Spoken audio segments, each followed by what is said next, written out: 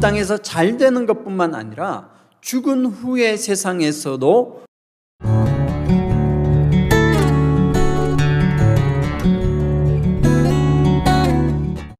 언젠가 들어봤을 듯한 이야기 하나를 소개하겠습니다. 어느 큰 공장에 디젤 트럭을 수리하는 기계공이 있었습니다. 그는 직장에서 어느 누구보다 더 열심히 일하는 사람이었습니다. 그러나 퇴근 후에 술자리 회식에 참여하지 않았다고 직장 동료들에게 왕따를 당했습니다. 회사 내에서 최고의 기술자로 최고의 성과를 내고 있었지만 7년 동안 승진은커녕 보너스도 받지 못하였고 봉급 인상도 한 번 받지 못하였습니다. 그 이유는 그가 상사와 함께하는 그 술집 회식에 참여하지 않아서 그의 상사로부터 고가 점수를 잘 받지 못하였기 때문입니다. 그는 당장에 회사를 그만두고 싶었습니다. 그러나 묵묵히 참고 자기 일에 열심을 다했습니다. 그런데 어느 날 사장이 느닷없이 그를 불렀습니다. 말단 직원인 이 사람은 사장을 한 번도 본 적이 없었습니다. 사장은 은퇴할 때가 되어서 후계자를 찾고 있었습니다. 이 사장이 이 기술공에게 말합니다. 자네가 우리 회사를 맡아주었으면 좋겠네. 기계공은 깜짝 놀랐지요. 저는 이 회사를 운영할 만한 그런 자질이 없습니다. 이때 사장이 말합니다. 자네는 아무 걱정할 필요 없네. 자네가 지금까지 보여준 그 성실함으로 내 뒤를 이어 내 회사를 잘 이끌어 주게. 나는 이 회사를 자네에게 주고 싶네. 이 이야기를 들으면 어떤 마음이 드십니까? 사람은 어디서나 묵묵히 자신의 일을 열심히 하면 성공할 수 있다는 생각을 하지 않습니까? 그런 사람은 이 이야기처럼 사장의 신임을 받아서 회사를 맡게 될 수도 있다고 생각할 수 있습니다. 이 이야기는 실화인지 확인해 보지는 못했습니다.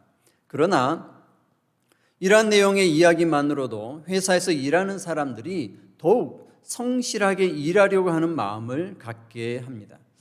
그런다고 해서 이 이야기가 묵묵히 일하는 모든 사람들에게 반드시 좋은 결과가 있을 것이라고 확신을 주지는 못합니다.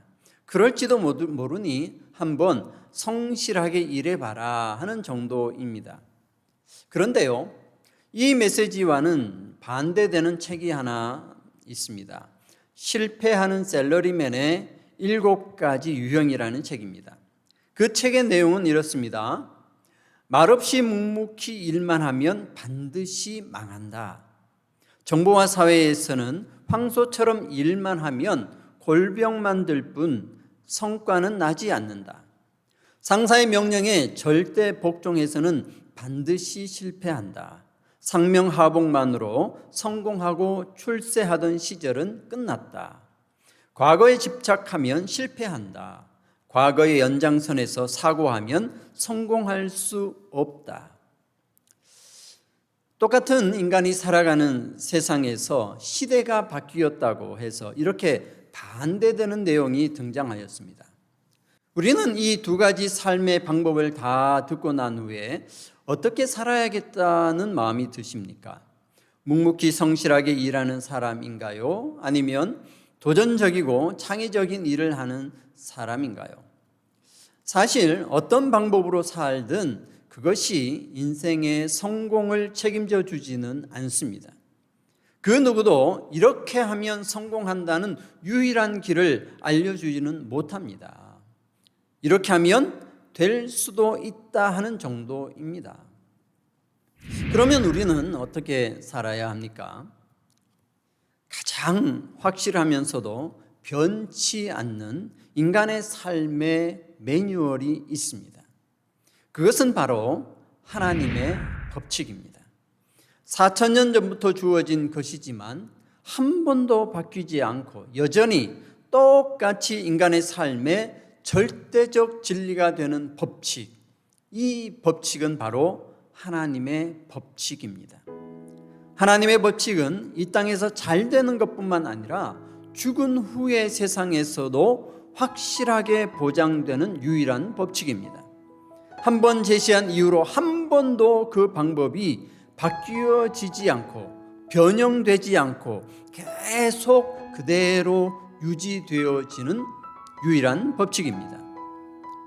내가 이것으로 형제를 깨우치면 그리스도 예수의 좋은 일꾼이 되어 믿음의 말씀과 내가 따르는 좋은 교훈으로 양육을 받으리라. 망령되고 허탄한 신화를 버리고 경건에 이르도록 내 자신을 연단하라. 육체의 연단은 약간의 유익이 있으나 경건은 범사에 유익하니 금생과 내생에 약속이 있느니라. 디모데전서 4장 6절에서 8절까지 말씀입니다. 여기서 말하는 금생과 내생에 약속이 있는 것은 경건이라고 하였습니다. 경건이 무엇입니까? 헬라어로 유세베이안이라고 하는 이 경건은 순결한 양심으로 하나님께 예배하는 마음, 이렇게 칼빈은 해석했습니다. 순결한 양심, 이것은 깨끗한 양심을 말하는 것입니다. 이것은 회개한 사람이 갖게 되어지는 성령에 의해서 변화받은 양심인 거죠. 이 양심으로 하나님께 예배하는 마음, 이것을 경건이라고 풀었습니다. 존 스토트라는 목사님은 이 경건을 자기 중심에서 하나님 중심으로 변화하는 코페르니쿠스적 대전환을 경험한 이들의 영적 특성이라고 설명하였습니다. 자기 중심에서 하나님 중심으로 변화하는 대전환을 경험한 사람의 영적 특성이라는 거죠. 이것 또한 회개입니다. 회개가 바로 자기 중심에서 하나님 중심으로 마음을 돌리는 것이기 때문에 결국 경건은 회개의 다른 표현이라고 할 수 있습니다. 예수님께서도 이렇게 말씀하시죠. 누구든지 나를 따라오려거든 자기를 부인하고 자기 십자가를 지고 나를 따를 것이니라고 말씀하셨습니다. 자기를 부인하고 예수님을 따르라는 이 말씀, 이것도 회개하라는 말씀과 같은 표현입니다. 그러므로 디모데전서에 기록되어 있는 금생과 내생의 약속이 있는 경건은 바로 회개입니다. 하나님께서 우리에게 주신 하나님의 법칙은 바로 회개하라는 말씀입니다. 하나님의 법칙에 들어가는 것은 온전한 회개를 하는 것입니다. 회개는 자기 스스로가 주인 되어 살아가던 마음을 바꾸어서 오직 하나님만 온전한 주인과 왕으로 모시는 그 마음으로 회심하는 것을 말합니다.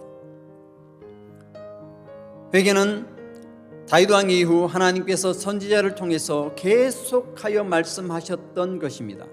너희는 아브라함과 이삭과 이스라엘의 하나님 여호와께로 돌아오라고 하신 거죠. 이 돌아오라는 말씀이 회개하라는 말씀입니다.